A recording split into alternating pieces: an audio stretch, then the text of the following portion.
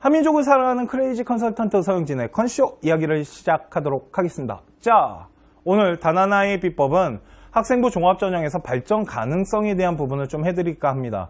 자, 뭐가 발전 가능성일까요? 대학교는 도대체 발전 가능성이라는 걸 생활기록부 안에서 어떻게 분석을 할까요? 자, 첫 번째는 학업에 따른 발전 가능성입니다. 자, 학업이라면은 솔직히 말해서 학교 내신이 제일 중요하겠죠. 그러면 그 내신의 원점수, 단순 숫자적인 등급만을 보는 것이 아니고 원점수와 표준 편차 같은 걸 다 같이 계산을 합니다. 그래서 뭐 Z값을 구하는 학교도 있고 그냥 종합적으로 분석하는 학교들도 있는데 고등학교 1학년, 2학년, 3학년의 성적 변화 추이를 좀 보셔야겠죠. 만일 성적이 1학년 때보다 2학년 때 내려갔다면 3학년 때 그 과목에 대한 부분을 끌어올리기 위한 뭐 자기 주도적 학습을 통해 자기 프로그램을 통해 뭐 이런 식으로 어떻게든 학습을 끌어올리는 게 되게 중요합니다. 그리고 며칠 전에 제가 입학사정관에게 들은 얘기인데요. 뭐 그런 거 자기소개서에다가 많이 쓰잖아요. 저는 뭐 학원을 다니지 않았습니다. 사교육을 뭐 도움을 받지 않고 나만의 방과 후를 통해 갖고 그런 거 그렇게 믿지 않는답니다. 왜 그러냐면 학원을 안 다녔다라는 게 그렇게 신빙성이 없기 때문에. 하여튼 고등학교 1학년, 2학년, 3학년을 거쳐가지고 성적 변화 추이를 일단 봐야겠죠.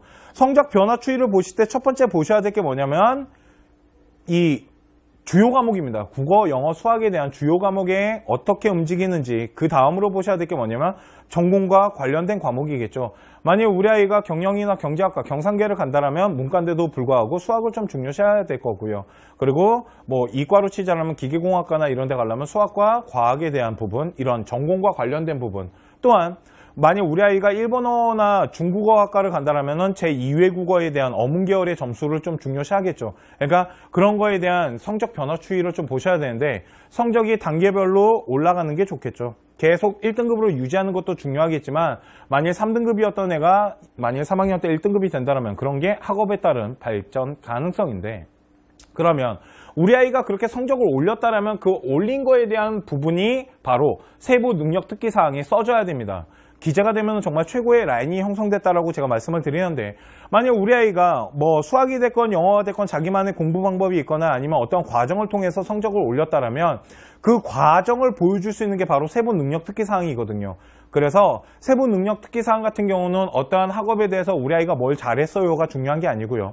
어떤 학업을 통해서 우리 아이가 어떤 걸 했는데요 라는 과정이 들어가야 된다는 거죠. 그걸 통해서 우리 아이가 학업을 올렸다면 그런 거를 발전 가능성이라고 하는데 세부 능력 같은 경우는 자기 주도적인 학습이 이루어진 부분이 좀 구체적으로 들어가는 거가 저는 참 좋아요 라고 생각을 합니다.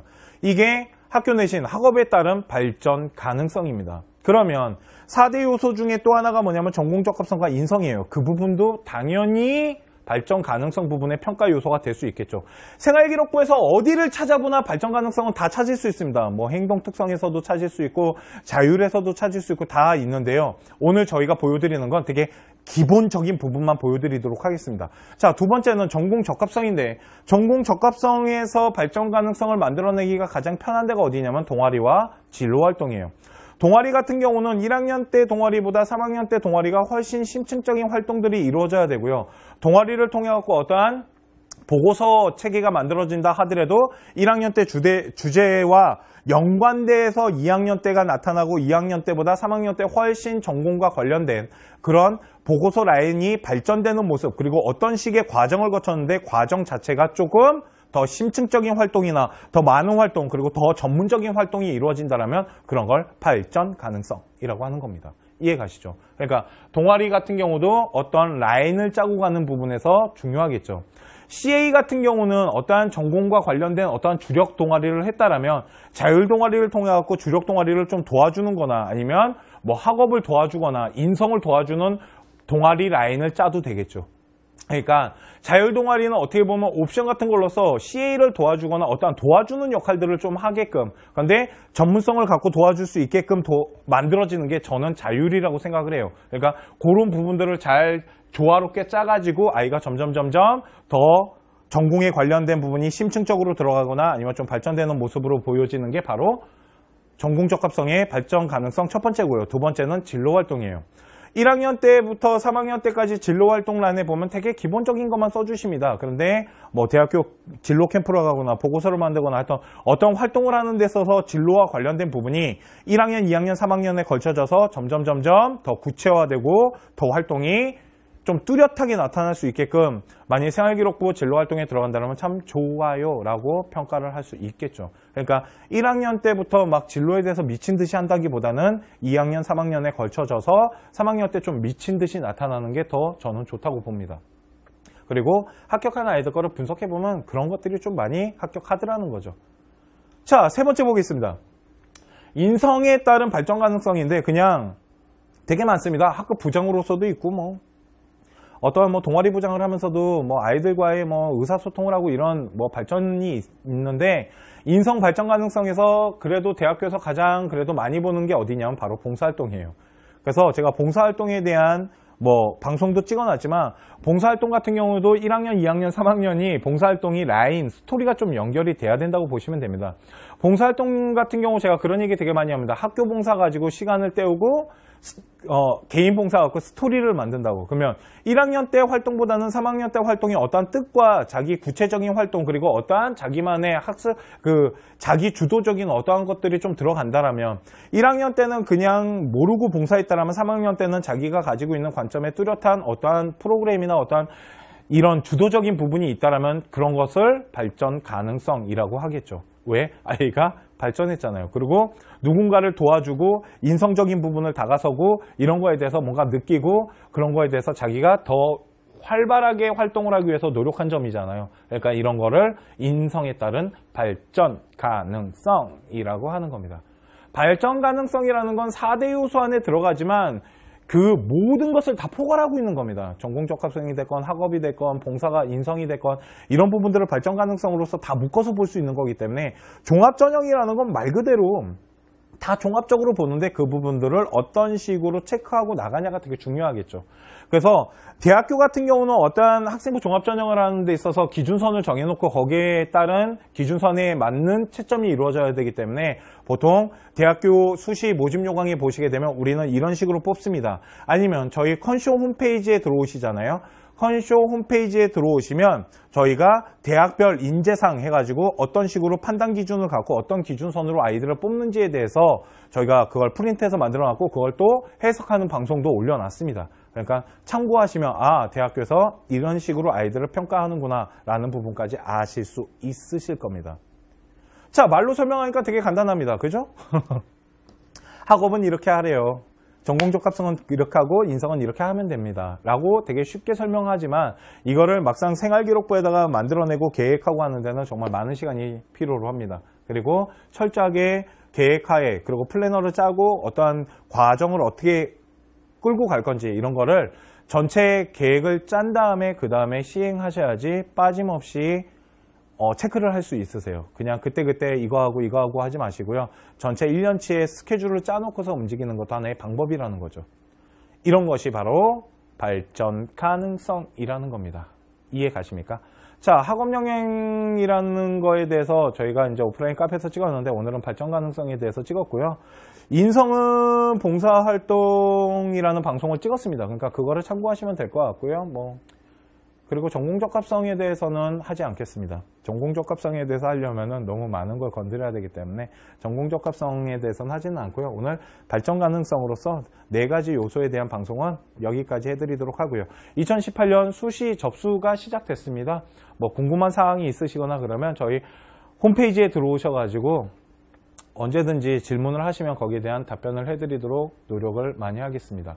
그리고 자유 게시판에다 남기셔도 저희가 메일로 다 보내드립니다. 대신 부탁을 하나 드리는데 회원가입을 한 다음에 글을 남기셔야지 저희가 메일 주소를 찾아서 보내드려요. 그냥 달랑 정말 아이디 그러니까 비회원으로 글을 쓰시면 저희가 답변을 해드리기가 되게 어렵습니다. 그래서 자유 게시판에다가 답변을 해드리는 경우도 있는데 저희가 메일로 답변해드리는 게 훨씬 심층적이고 구체적으로 보내드리니까 회원가입을 하신 다음에 그러니까 질문하시면 거기에 대해서 최대한 저희가 답변해 드리도록 노력하고요. 저희가 이제 좀 있으면 수시 기간 들어가면 되게 바빠집니다. 그러면 답변이 좀 늦어질 수도 있거든요. 그리고 좀 안 가는 경우도 있더라고요. 그렇기 때문에 그런 부분은 좀 양해를 해 주시기 바라고요. 오늘 컨쇼 다나나의 비법 학생부 종합전형 발전 가능성에 대한 방송은 여기까지 하도록 하겠습니다.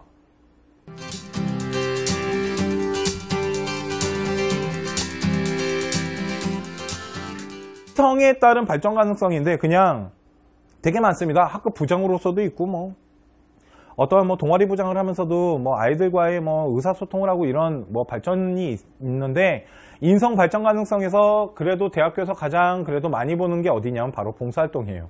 그래서 제가 봉사활동에 대한 방송도 찍어놨지만 봉사활동 같은 경우도 1학년, 2학년, 3학년이 봉사활동이 라인, 스토리가 좀 연결이 돼야 된다고 보시면 됩니다.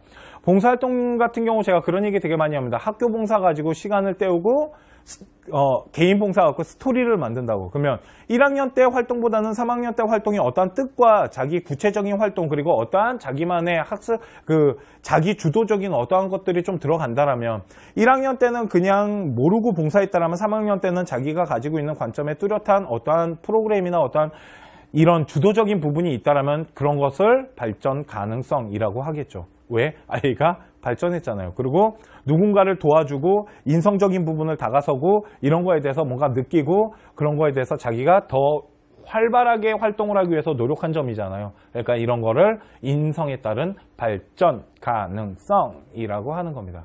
발전 가능성이라는 건 4대 요소 안에 들어가지만 그 모든 것을 다 포괄하고 있는 겁니다. 전공적합성이 됐건 학업이 됐건 봉사가 인성이 됐건 이런 부분들을 발전 가능성으로서 다 묶어서 볼 수 있는 거기 때문에 종합전형이라는 건 말 그대로 다 종합적으로 보는데 그 부분들을 어떤 식으로 체크하고 나가냐가 되게 중요하겠죠. 그래서 대학교 같은 경우는 어떠한 학생부 종합전형을 하는 데 있어서 기준선을 정해놓고 거기에 따른 기준선에 맞는 채점이 이루어져야 되기 때문에 보통 대학교 수시 모집 요강에 보시게 되면 우리는 이런 식으로 뽑습니다. 아니면 저희 컨쇼 홈페이지에 들어오시잖아요. 컨쇼 홈페이지에 들어오시면 저희가 대학별 인재상 해가지고 어떤 식으로 판단 기준을 갖고 어떤 기준선으로 아이들을 뽑는지에 대해서 저희가 그걸 프린트해서 만들어 놨고 그걸 또 해석하는 방송도 올려놨습니다. 그러니까 참고하시면 대학교에서 이런 식으로 아이들을 평가하는구나 라는 부분까지 아실 수 있으실 겁니다. 자, 말로 설명하니까 되게 간단합니다. 그죠? 학업은 이렇게 하래요.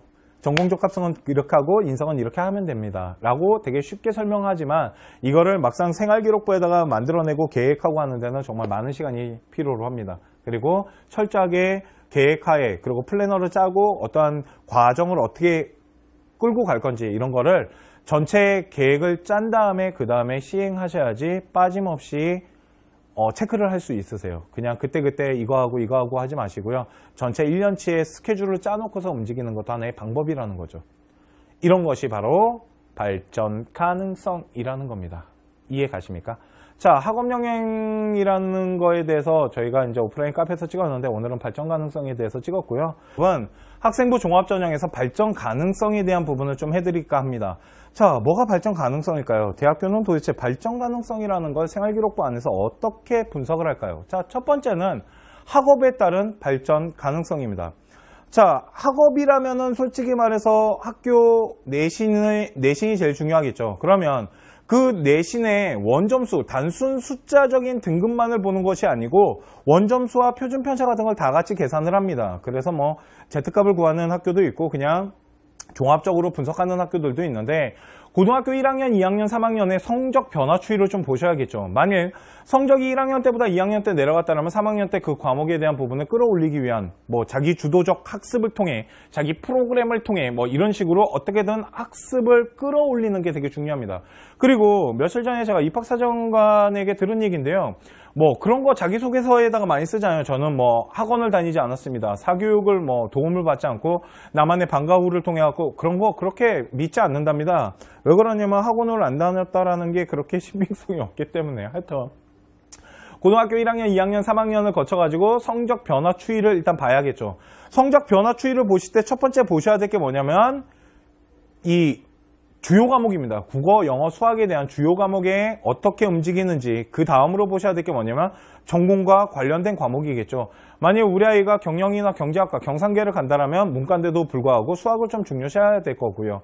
그리고 이과로 치자면 기계공학과나 이런 데 가려면 수학과 과학에 대한 부분, 이런 전공과 관련된 부분 또한 만약 우리 아이가 일본어나 중국어 학과를 간다라면은 제2외국어에 대한 어문 계열의 점수를 좀 중요시하겠죠. 그러니까 그런 거에 대한 성적 변화 추이를 좀 보셔야 되는데 성적이 단계별로 올라가는 게 좋겠죠. 계속 1등급으로 유지하는 것도 중요하겠지만 만일 3등급이었던 애가 만일 3학년 때 1등급이 된다면 그런 게 학업에 따른 발전 가능성인데, 그러면 우리 아이가 그렇게 성적을 올렸다라면 그 올린 거에 대한 부분이 바로 세부 능력 특기 사항에 써줘야 됩니다.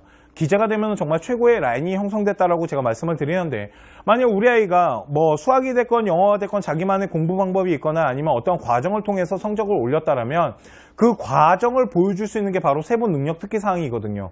그래서 세부 능력 특기 사항 같은 경우는 어떠한 학업에 대해서 우리 아이가 뭘 잘했어요가 중요한 게 아니고요.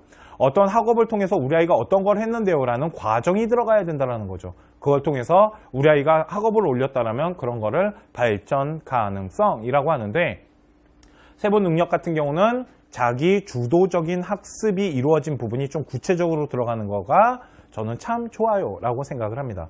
이게 학교 내신 학업에 따른 발전 가능성입니다. 그러면 4대 요소 중에 또 하나가 뭐냐면 전공적합성과 인성이에요. 그 부분도 당연히 변화 추이를 좀 보셔야겠죠. 만일 성적이 1학년 때보다 2학년 때 내려갔다면 3학년 때 그 과목에 대한 부분을 끌어올리기 위한 뭐 자기 주도적 학습을 통해 자기 프로그램을 통해 뭐 이런 식으로 어떻게든 학습을 끌어올리는 게 되게 중요합니다.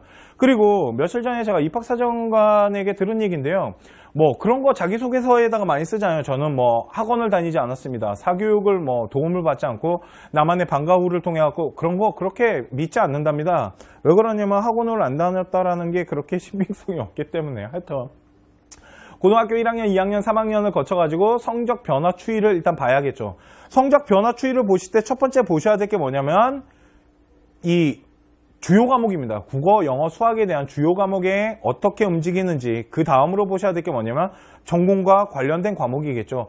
만약 우리 아이가 경영이나 경제학과, 경상계를 간다라면 문과인데도 불구하고 수학을 좀 중요시해야 될 거고요. 그리고 뭐 이과로 치자면 기계공학과나 이런 데 가려면 수학과 과학에 대한 부분, 이런 전공과 관련된 부분, 또한 만약 우리 아이가 일본어나 중국어 학과를 간다라면 제2외국어에 대한 어문 계열의 점수를 좀 중요시하겠죠. 그러니까 그런 거에 대한 성적 변화 추이를 좀 보셔야 되는데 성적이 단계별로 올라가는 게 좋겠죠. 계속 1등급으로 유지하는 것도 중요하겠지만 만일 3등급이었던 애가 만일 3학년 때 1등급이 된다면 그런 게 학업에 따른 발전 가능성인데, 그러면 우리 아이가 그렇게 성적을 올렸다라면 그 올린 거에 대한 부분이 바로 세부 능력 특기 사항에 써줘야 됩니다. 기재가 되면 정말 최고의 라인이 형성됐다라고 제가 말씀을 드리는데, 만약 우리 아이가 뭐 수학이 됐건 영어가 됐건 자기만의 공부 방법이 있거나 아니면 어떤 과정을 통해서 성적을 올렸다라면 그 과정을 보여줄 수 있는 게 바로 세부 능력 특기 사항이거든요. 그래서 세부 능력 특기 사항 같은 경우는 어떠한 학업에 대해서 우리 아이가 뭘 잘했어요가 중요한 게 아니고요. 어떤 학업을 통해서 우리 아이가 어떤 걸 했는데요 라는 과정이 들어가야 된다는 거죠. 그걸 통해서 우리 아이가 학업을 올렸다면 그런 거를 발전 가능성이라고 하는데, 세부 능력 같은 경우는 자기 주도적인 학습이 이루어진 부분이 좀 구체적으로 들어가는 거가 저는 참 좋아요 라고 생각을 합니다. 이게 학교 내신 학업에 따른 발전 가능성입니다. 그러면 4대 요소 중에 또 하나가 뭐냐면 전공적합성과 인성이에요. 그 부분도 당연히 발전 가능성 부분의 평가 요소가 될 수 있겠죠.